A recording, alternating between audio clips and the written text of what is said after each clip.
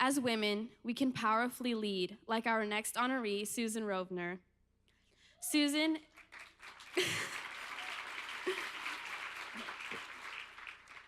is co-president at Warner Horizon and executive vice president, creative affairs at Warner Brothers Television.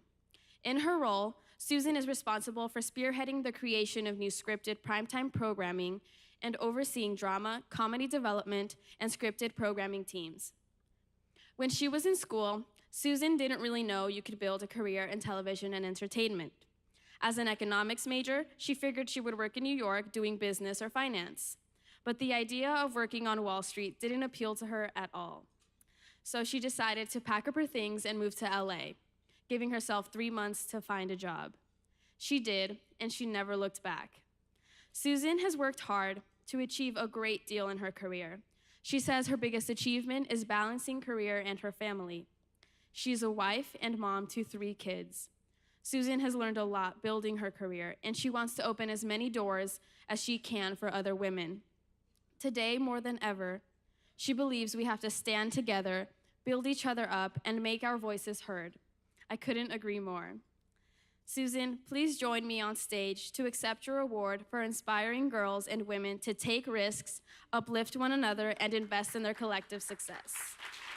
Wow, is everyone just blown away by these amazing scholars? I mean, incredible, right? So I'm just, to be somber for 1 second, very late last night at 11:30 p.m., my family and I lost an incredible woman, and her name was Millicent Brown. She was my husband's aunt. She was an amazing, unique, and very quirky lady, and I'm gonna miss her a lot. And I just wanted to dedicate this to her because I know she would love this organization, and I think she would be really fun to have here today. So the morning of November 8th, 2016, I woke up with pure excitement. Yeah, I could not believe I was going to vote for the first female president of the United States.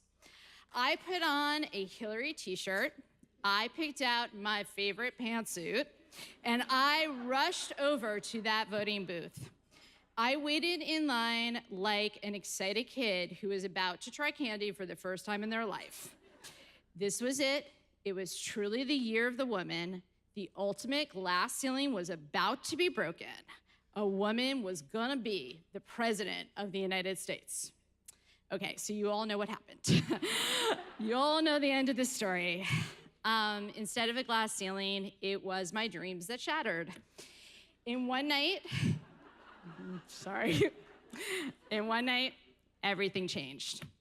By the next morning, the year of the woman became a war on women. And yet, here we are.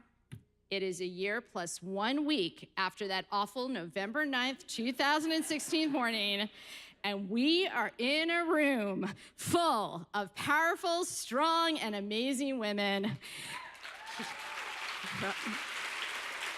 Here we are celebrating Girls, Inc., an organization that fights to give girls amazing futures and equal choices. Here we are honoring these amazing female scholars and all of their incredible accomplishments. So this is actually the second time that I have been honored by Girls, Inc. And when Judy asked me, to be honest, my first reaction was like, Judy, are you sure? And then I actually realized it was me who was sure. I was sure. Because there's never, ever been a more important time for this organization, and there has never been a more important time for us to be supporting girls. So how many people here have heard of something called the tiara syndrome?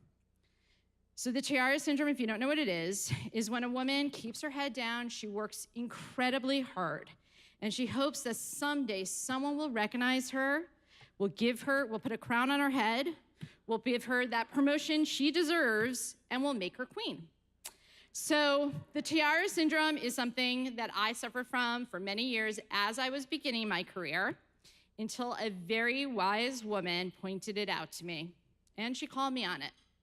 She told me I needed to lift my head up, I needed to look around, and I needed to demand what I earned and what I deserved. And thank you. The morning of November 9th, 2016, I was reminded of this lesson. Unfortunately, and I hate saying it, but unfortunately for women, it isn't enough to just work hard, asked Hillary.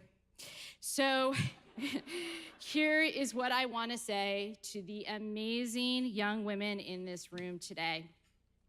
We can no longer take anything for granted, and we can no longer keep our heads down. We have to demand what we want, and we have to demand what we deserve. We need to lift our heads up. We need to make our voices heard. No more waiting around for someone to make you a queen, because you know what? You're all queens. You are queens. We need to grab and demand our crown. We need to demand equal pay. We need to demand fair promotions. We need to demand birth control, health care, maternity leave. And we need to demand the end of sexual harassment.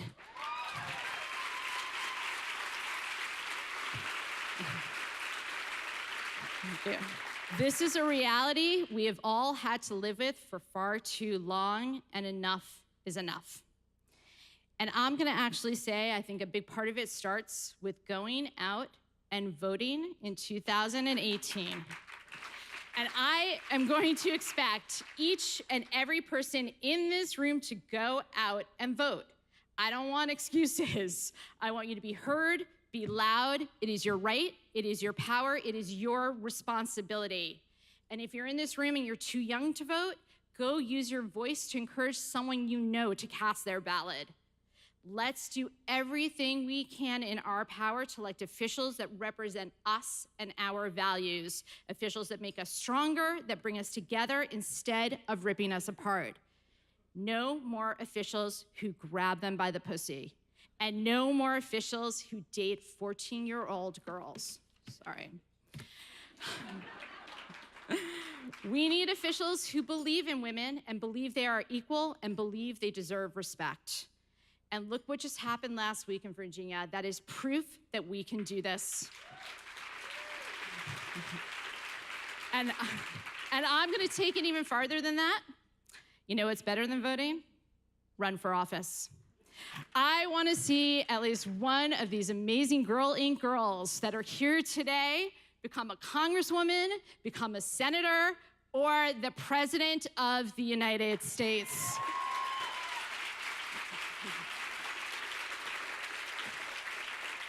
All right. So now I'm gonna shift gears. That's my little speechifying. I would like to actually now give a personal message to my incredible scholar, Elizabeth. So Elizabeth, where is she? She's at the table. There she is. I have been so blown away by you. You are a brilliant and a special young woman.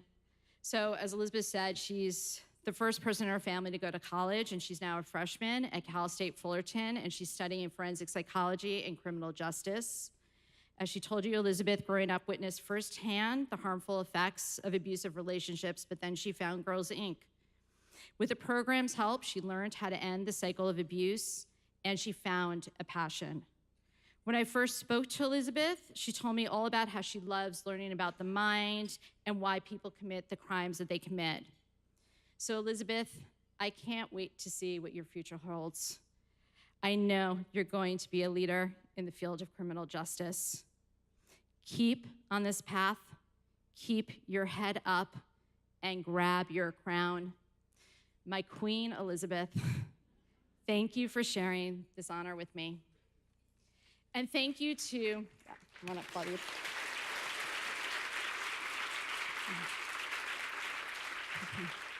And thank you to Girls Inc. for inspiring all girls to be strong, smart, and bold. To my fellow honorees, thank you for sharing this day with me. You're all amazing women, and I just feel very blessed to be standing beside you. To my three beautiful, incredible children who are here today, Harry, Elise, and Adam, I love you so much.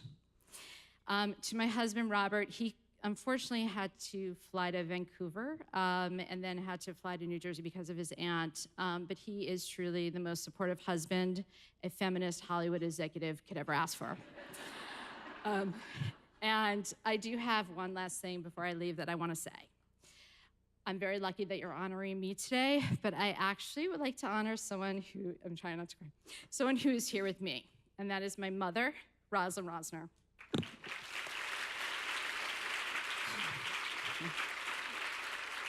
Because each woman who is in this room stands on the shoulders of the women who came before them. And my mother, who was a single mom who struggled to pay the bills, to make ends meet, she created a path for me so that I can make my dreams come true. And I love you, Mom, and I thank you for being the girl that began my path and that taught me to be strong, smart, and bold. Thank you.